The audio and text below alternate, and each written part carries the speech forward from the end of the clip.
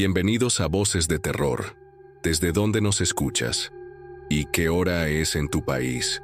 Ponte cómodo, apaga la luz y prepárate para escuchar lo que muchos preferirían olvidar. Hay un bosque cerca de donde crecí. Uno pequeño, sin nombre. No aparece en los mapas, aunque todos saben que está ahí. Está justo detrás de una antigua cantera, al final de un sendero que ya nadie usa. Mis amigos y yo solíamos colarnos entre los árboles después del colegio. Era nuestro escondite, nuestro club secreto. Jugábamos a escondernos, a explorar, y contábamos historias de miedo que habíamos oído de nuestros hermanos mayores. Pero había algo en ese lugar, algo raro. Era demasiado silencioso, incluso de día. Y el aire ahí dentro se sentía espeso, como si costara más respirar. Tenía un mejor amigo, Tomás. Nos conocíamos desde los 6 años, jugábamos juntos, compartíamos cómics, videojuegos, incluso las primeras mentiras a nuestros padres. Una tarde, cuando teníamos 15, Tomás me dijo que había encontrado algo en el bosque. Algo raro, me dijo. Un claro que no habíamos visto antes. Quería volver y mostrarlo. Fuimos justo después de clase. Era otoño, y el sol ya empezaba a bajar. Caminamos más de lo habitual. El bosque parecía distinto.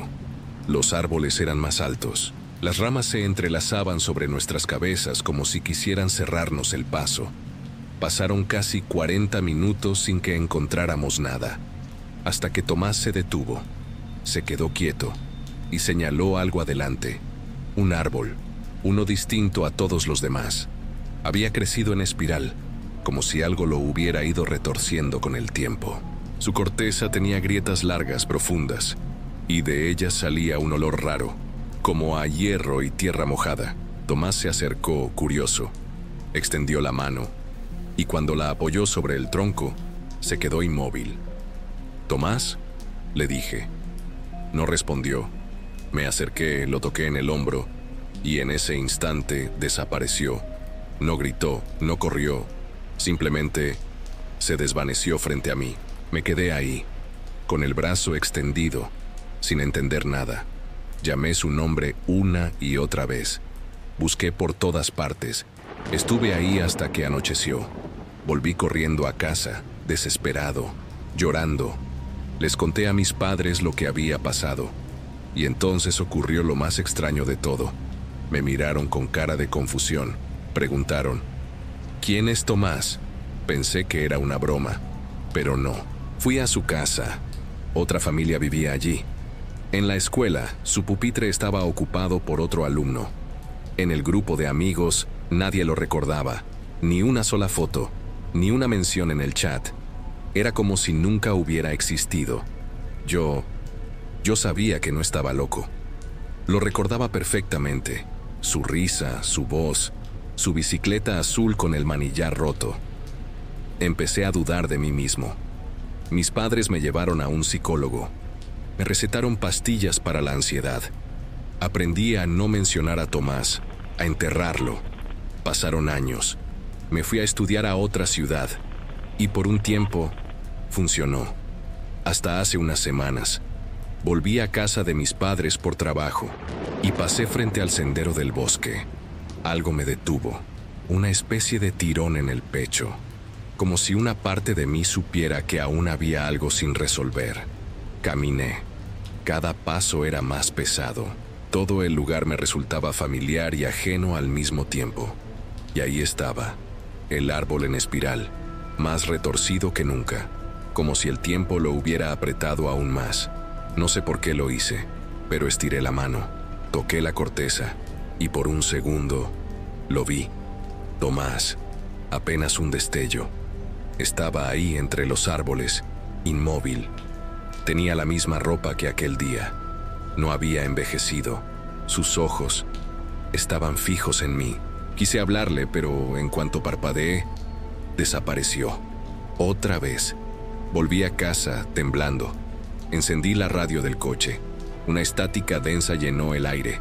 Y entonces, entre ruidos, una voz. «¿Por qué me dejaste?». La apagué de inmediato. No podía más. Pero esa noche Al despertar encontré una hoja bajo la puerta de mi habitación. No era papel común, era grueso, húmedo, y el mensaje, escrito con algo que parecía carbón quemado, solo decía: si vuelves a entrar, serás el siguiente al que nadie recuerde. Desde entonces, ya no hablo de Tomás, ni del bosque, ni de lo que vi, porque hay cosas que no quieren ser encontradas, y otras que solo quieren llevarte con ellas.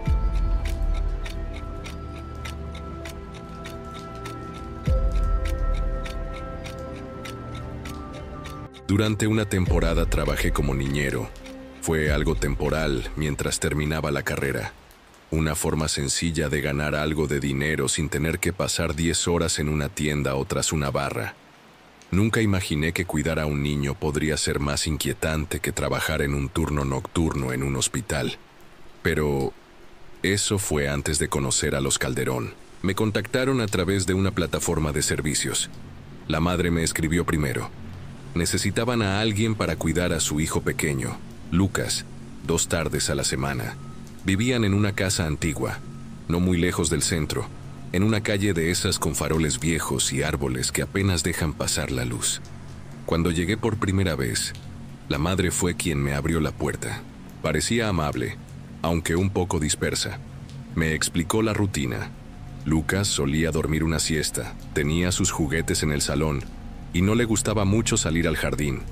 El padre no estaba, y durante esa primera tarde, tampoco vi a Lucas, solo escuché pasos arriba, ligeros como si alguien caminara sin hacer ruido. La madre me dijo que seguramente era el perro del vecino. No pregunté más. La segunda tarde fue distinta. Apenas llegué, la madre se despidió rápido. Me dejó con un "ya sabe la rutina, cualquier cosa me llama". Estaba solo en la casa, o eso pensé, hasta que entré al salón. Lucas estaba sentado en el suelo, de espaldas, con un montón de bloques de madera desordenados a su alrededor. «Hola, Lucas», le dije, intentando sonar amable. Nada, no se giró, ni siquiera se inmutó. Me acerqué un poco más. Me senté a un lado. «¿Qué estás construyendo?» Silencio. Estaba tan quieto que por un momento pensé que se había quedado dormido con los ojos abiertos, pero no. Movía lentamente una pieza, como si estuviera midiendo cada movimiento. Después de un rato se levantó, caminó hacia la escalera y subió, sin decir palabra, sin mirar atrás. Fui tras él.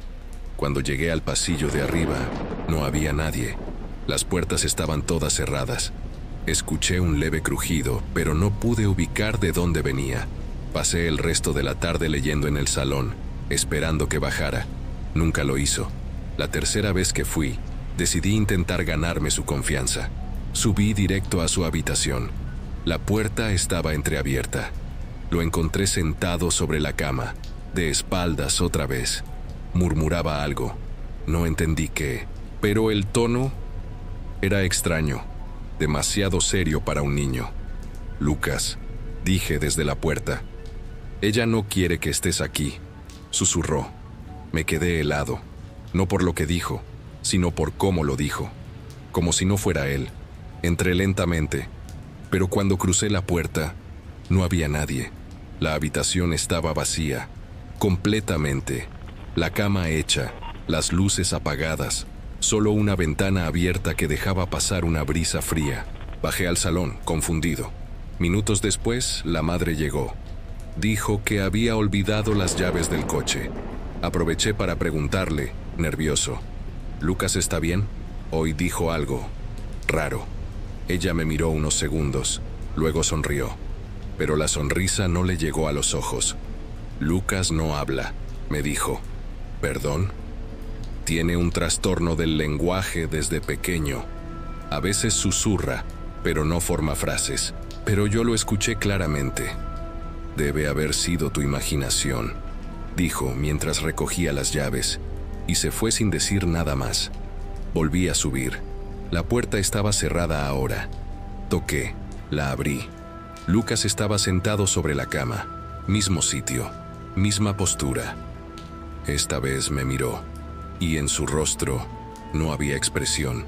No parecía un niño. Había algo más en su mirada, algo muy frío. «Ella no te quiere aquí», repitió, y volvió a mirar al suelo. Salí de la habitación temblando. Ese día me fui antes. No pude evitarlo. Durante las siguientes semanas, las cosas se volvieron aún más extrañas. Lucas parecía aparecer y desaparecer por la casa. A veces creía escuchar sus pasos en el pasillo, pero no estaba en ninguna habitación, o lo veía en el jardín, y al bajar, ya no había nadie. Una vez lo encontré en el sótano. Las luces no funcionaban. Él estaba ahí, en el fondo, de pie. Me observaba. No dijo nada. «¿Qué haces aquí, Lucas?» Me giré un segundo para buscar el interruptor. Cuando volví a mirar, ya no estaba. Otra tarde, lo vi con un cuaderno. Dibujaba una figura negra, muy delgada, con los brazos largos. Le pregunté qué era. «Ella», dijo, y me clavó la mirada. Después, rompió la hoja en pedazos y la tiró al suelo. Fue en ese momento cuando decidí tomar una foto. No sé por qué. Quizás para probarme que todo esto estaba pasando. Me senté con él en el sofá. Activé la cámara frontal, sonreí y tomé la foto. Cuando la revisé, estaba solo. Yo, en el sofá, con un brazo extendido, abrazando el aire. Se me heló la sangre. Busqué otras fotos, videos donde se escuchara su voz. No había nada. Llamé a la madre. Le pregunté si podía hablar con Lucas. «Lucas», repitió ella en voz baja. «¿Quién?». Colgó sin más. Desde entonces, no he vuelto a esa casa. Ni siquiera sé si sigue ahí, ni si alguna vez estuve con un niño real. Pero hay algo que sí sé.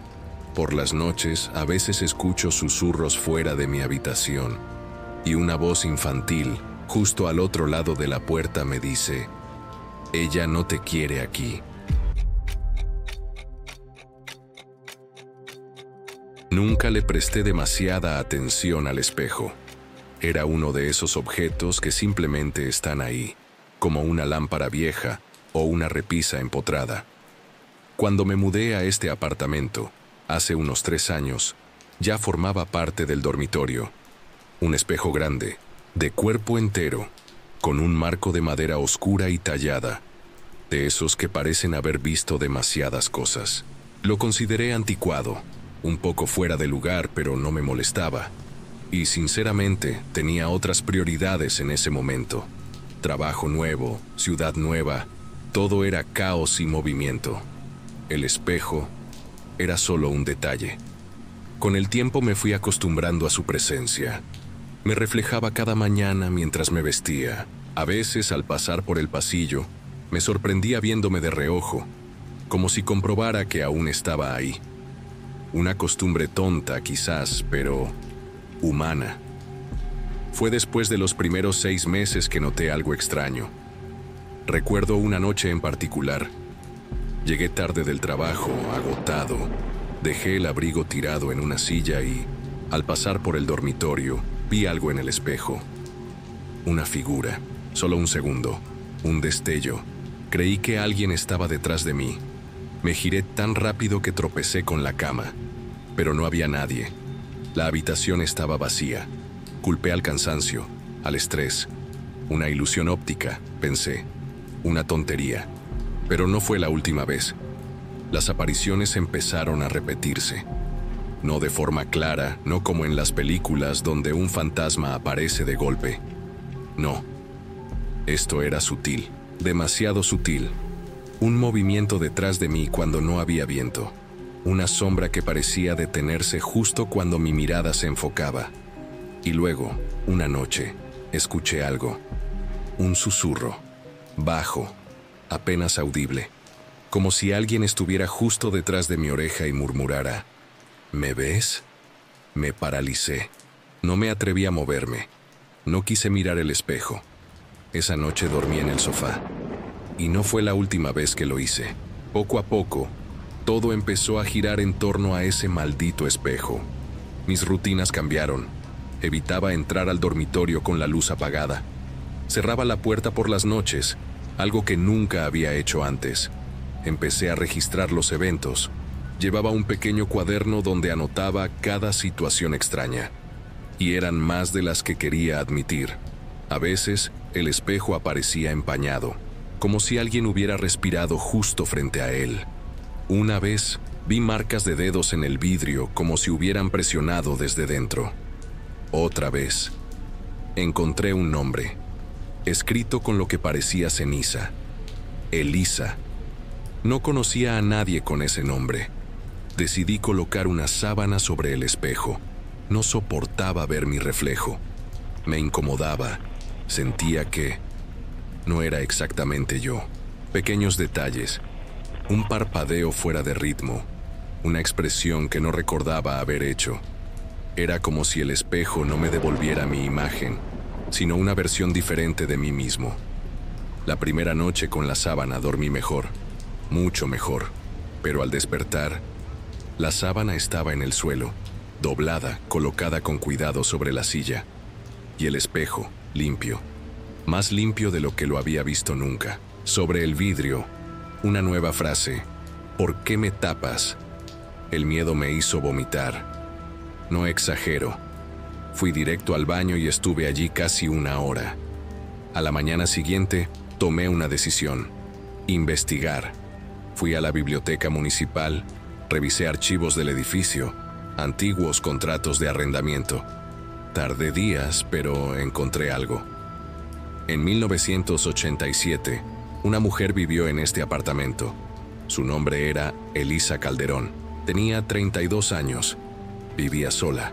Trabajaba desde casa como ilustradora. Según los archivos, un día simplemente desapareció, sin dejar rastro. Las autoridades no encontraron signos de violencia. La puerta estaba cerrada desde dentro. El único objeto que mencionan varias veces los testigos es el mismo espejo. Al parecer, Elisa pasaba horas frente a él. Dibujaba frente al espejo. Hablaba con él. Decía que la otra le respondía. Pensé que tal vez me estaba sugestionando, pero había demasiadas coincidencias. Una noche, volví a tener un sueño. Soñé que estaba en mi cama, inmóvil, y que alguien salía del espejo. No caminaba, se deslizaba. Tenía el cabello largo, lacio, cubriéndole el rostro. Vestía una bata de dormir antigua, y lo más inquietante era que, aunque no podía verle la cara, sabía que sonreía, de una forma torcida. Me hablaba sin mover los labios, solo decía mi nombre, una y otra vez. Álvaro, Álvaro, Álvaro. Me desperté empapado en sudor.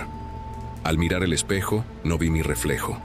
Vi la habitación vacía, como si estuviera viéndola desde fuera. Parpadeé. Volvió a la normalidad. Pero esa fue la última noche que dormí con la puerta abierta. He intentado deshacerme del espejo. Traje a un carpintero, le pedí que lo retirara. Inspeccionó el marco y me dijo algo que me congeló la sangre. Esto no está pegado, está como fusionado con la pared. Nunca vi algo así. Intentó usar una herramienta. Al primer toque, el cristal se resquebrajó. Una grieta finísima, como una vena, cruzó el vidrio. Y entonces, la habitación entera se puso helada. Literalmente, como si hubiera abierto la puerta de un congelador. El carpintero se negó a seguir. Me dijo que no volvía a entrar a ese lugar. Desde entonces, he aprendido a convivir con ella. La veo de vez en cuando, reflejada detrás de mí. Nunca en la realidad, solo en el espejo. Y cada vez su rostro se parece más al mío.